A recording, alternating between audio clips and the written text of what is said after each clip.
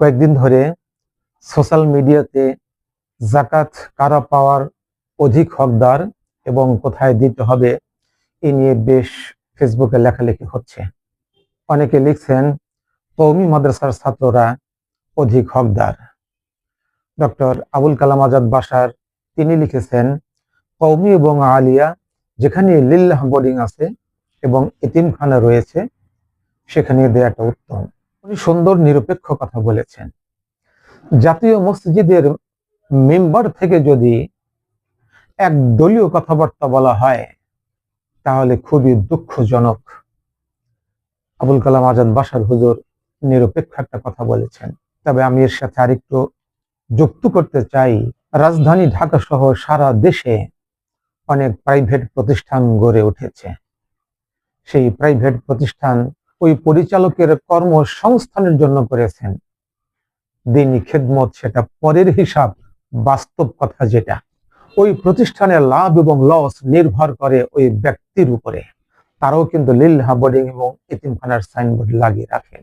অনেক শিক্ষা প্রতিষ্ঠান রয়েছে যেখানে লিল্লাহ বোর্ডিং এবং এতিমখানার সাইনবোর্ড আছে ঠিক, নামকা ওয়াস্তে 2-4 জন এতিম ফ্রি খায়, আর অধিকাংশ ছাত্রদেরকে টাকা দিয়ে খেতে হয়, থাকতে হয়। কাপড় চোপড় তো দূরের কথা, তেল সাবান তো দূরের কথা। এতিম মানে হচ্ছে খাওয়া পড়া, শিক্ষা, চিকিৎসা, কাপড় চোপড়, এভরিথিং তাকে সুযোগ দিতে হবে জনগণের জাকাতের টাকা দিয়ে। রাজধানী ঢাকায় গুলশান, বনানী, বাড়িধারা, ধানমন্ডি রয়েছে। সেখানে প্রতিনিয়ত বিরিয়ানির ডাক আসে, ছাগল আসে, গরু আসে, অনেক সাহায্য সহযোগিতা আসে।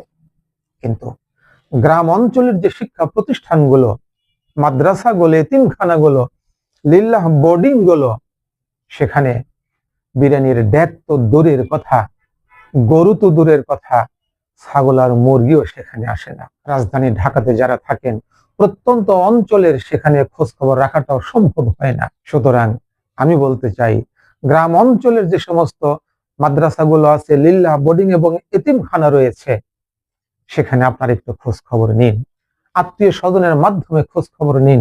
বড় বড় শহরগুলোতে অনেক মাদ্রাসা আছে যেখানকার পরিচালক, যেখানকার মুহতামিম এসি কক্ষে থাকেন, বিলাসবহুল জীবন যাপন করেন। প্রত্যন্ত অঞ্চলের মাদ্রাসা, লিল্লাহ বোর্ডিং এর যারা শিক্ষক রয়েছেন আবাসিক, তারা ছাত্রদের সাথে ডাল ভাত খান, ছাত্ররা যা খান তারাও তাই খান। সুতরাং এই দিক থেকে গ্রাম অঞ্চলের অন্তত বছরে একবার রমজানের সময় যাকাত ফিতরার টাকাটা পাওয়ার তারাই অগ্রাধিকার রাখে। নামাজের ভিতরে বাহিরে যতগুলো ফরজ রয়েছে তার মধ্যে একটি অন্যতম ফরজ হচ্ছে জায়গা পাক হতে হবে। কোথায় সেজদা দিচ্ছেন, জায়গা পাক। জায়গা পাক না হলে যেরকম সেজদা দিলেও নামাজ হবে না, আপনার কোথায় যাকাতটা দিচ্ছেন সঠিক জায়গাটা যদি না হয় তাহলে ভুল করবেন। সুতরাং অনুরোধ জানাবো যে দেখে শুনে যাকাত দিন। এছাড়া আল্লাহ তাআলা যাকাত কোথায় দিতে হবে 8টি খাতের কথা উল্লেখ করেছেন। জেনে বুঝে সঠিক জায়গায় যাকাতটা দিন। আল্লাহ তাআলা আপনাদের যাকাতকে কবুল করুন। আসসালামু আলাইকুম ওয়া রাহমাতুল্লাহি ওয়া বারাকাতুহু।